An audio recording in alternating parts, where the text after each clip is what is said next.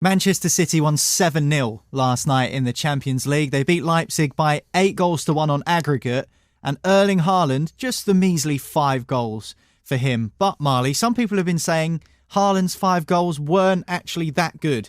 Not that it really matters. What do you make of that?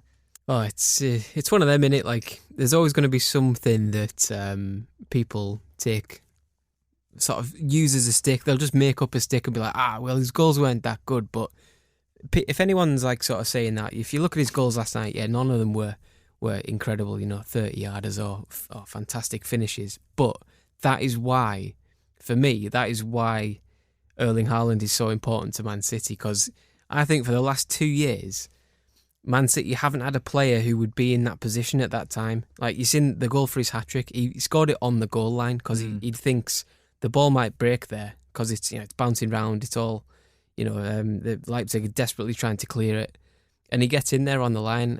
If you look in previous years, I don't think Sterling, Mahrez, Bernardo Silva, Foden, even Grealish, whoever's in that position, those front three positions, I don't think they score those types of goals.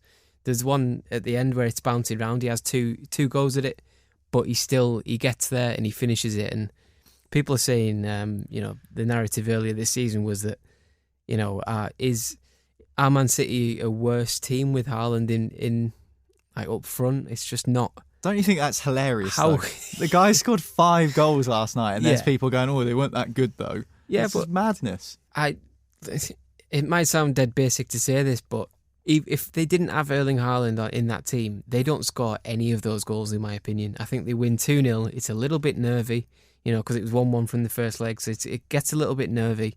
And that is Erling Haaland in a nutshell. He will score you the goals. If there's chances there, if there's a loose ball or there's service to him, he will score the goals. And, he's got 30 Champions League goals now at the age of 22.